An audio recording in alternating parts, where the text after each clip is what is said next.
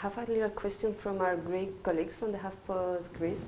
They ask if you could go back in time to the Riga Eurogroup meeting, would you do something differently? To the Riga Eurogroup? To the Riga Eurogroup. No, of course not.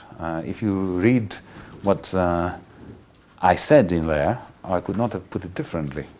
I wish that the representative of the International Monetary Fund and other members of the Troika had said different things there. But how? So the interesting question is not whether I would have said something differently in the Riga Eurogroup, but it's what we could have done before the Eurogroup in Riga of the 24th of April in order to make sure that the Troika had its wings clipped and started talking to us genuinely about the genuine reform of the Greek economy, which we're not interested in. What would you recommend Mr. Tsipras to do today regarding the refugee crisis and the pending evaluation of the bailout? These are two very separate issues. Yeah. On the refugee crisis, I believe that the Greek government is doing the best it can. The demands by several European leaders that on the one hand, President Erdogan of Turkey should open the border with Syria to let refugees come in from war-torn Syria and Aleppo, all these areas, into Turkey, but at the same time demanding of Tsipras that we close down our borders and we employ NATO to do what? To shoot at them? I don't exactly understand what NATO ships would be doing, except picking them up. Hopefully not to return them to where they came from, right? This demand just goes to show that we have a serious moral issue in Europe. We are losing our integrity and our soul.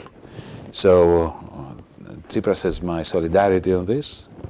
The Greek people who are suffering for years now a terrible depression and who are opening their homes and their shops and their hearts to the refugees, not all of them, but a very large majority of them, need to be commended instead of being treated as fodder by the rest of the European Union that wants to create concentration camps, they call them hotspots, in Europe. That's the one issue.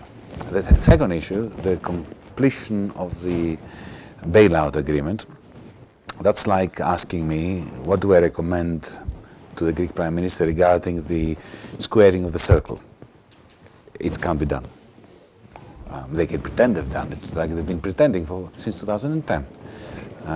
But it can't be done. The reason why I resigned is quite clear. I was refusing to sign an agreement that everybody knows can't work. We took on a new loan under conditions that guarantee the impossibility of repaying the old loans and the new loans. And my disagreement with the Prime Minister then was along those lines. I said to him, you're accepting a set of measures and a set of targets such that if you impose those measures, the targets will never be reached. And then you will be judged and assessed and evaluated on the basis of those targets which cannot be reached if you do what you're told to do. So you're accepting an impossible project. And this program was designed to fail. Nobody believed in it.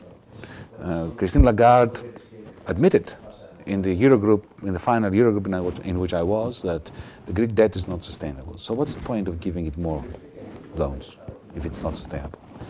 I have no doubt that Mario Draghi agrees with what I just said and what the IMF believes.